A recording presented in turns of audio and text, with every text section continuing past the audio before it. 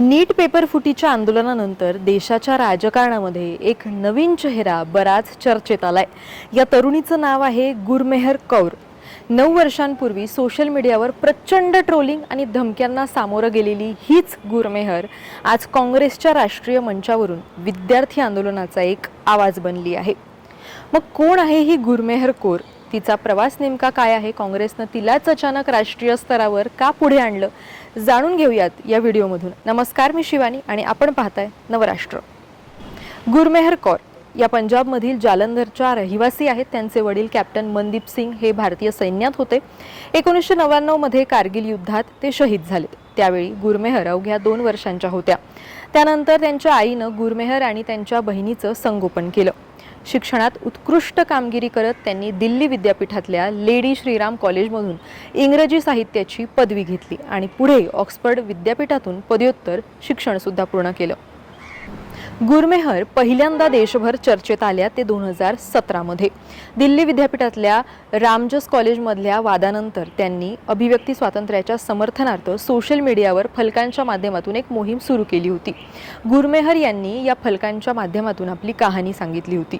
त्यांनी फलकावर असं लिहिलं होतं की मी पाकिस्तानचा द्वेष करत होते, मुस्लिमांचाही द्वेष करत होते, कारण मी समजत होते की सगळे मुस्लिम हे पाकिस्तानी असतात। पण 6 वर्षांची असताना एका बुरखादारी महिलेला चाकू मारण्याचा मी प्रयत्न केला होता। तेव्हा मला असं वाटलं होतं की तिनंच माझ्या वडिलांना मारलं असेल।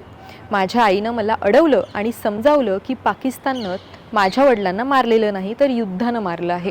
वेळ लागला, पण माझ्यातली द्वेषाची भावना नष्ट करण्यात मी यशस्वी झाले। याच मोहिमेतल्या एका फलकावर लिहिलेलं वाक्य, पाकिस्तानने माझ्या वडिलांना मारलेलं नाही, युद्धाने मारलं, हे वेगळं करून सोशल मीडियावर मोठ्या प्रमाणात व्हायरल करण्यात आलं। त्यानंतर त्याच्यावर मोठ्या प्रमाणात टीका, ट्रोलिंग आणि जीवघेण्या धमक्या, बलात्काराच्या धमक्याही गुरमेहर यांना देण्यात आल्या होत्या। पण गुरमेहर यांचं म्हणणं होतं की हा फलक त्यांच्या संपूर्ण व्हिडिओचा केवळ एक भाग होता। या व्हिडिओमध्ये त्यांनी युद्धामुळे निर्माण झालेला किंवा होणारा द्वेष संपवण्याचा प्रयत्न केला होता।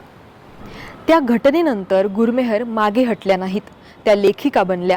त्यांनी स्मॉल ॲक्ट्स ऑफ फ्रीडम आणि the young and the restless ही पुस्तकं लिहिली। 2017 मध्ये त्यांना टाइम मासिकानं जगभरातल्या प्रभावी तरुणांच्या यादीमध्ये सामील केलं।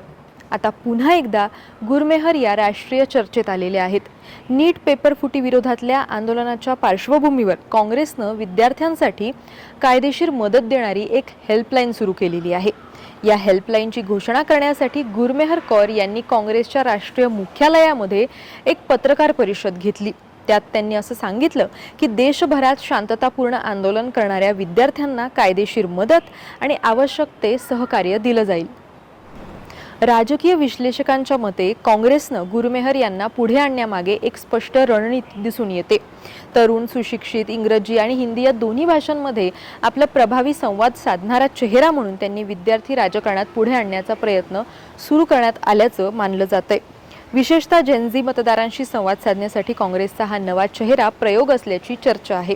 2017 मध्ये सोशल मीडियावरच्या वादातून चर्चेत आलेली गुरमेहर कौर आज विद्यार्थी आंदोलनाचा आणि काँग्रेसच्या युवा राजकारणातला महत्त्वाचा चेहरा म्हणून समोर येत आहे। हा प्रवास पुढे राष्ट्रीय राजकारणात किती मोठा ठरतो हे येणारा काळच ठरवेल। गुरमेहर कौर काँग्रेससाठी प्रभावी युवा चेहरा ठरतील असं तुम्हाला वाटतं का? यावर तुमची काय प्रतिक्रिया असेल तर ती नक्की कमेंट करून कळवा। अशाच राजकीय विश्लेषणासाठी नवराष्ट्राच्या YouTube चॅनलला सबस्क्राईब करायला विसरू नका।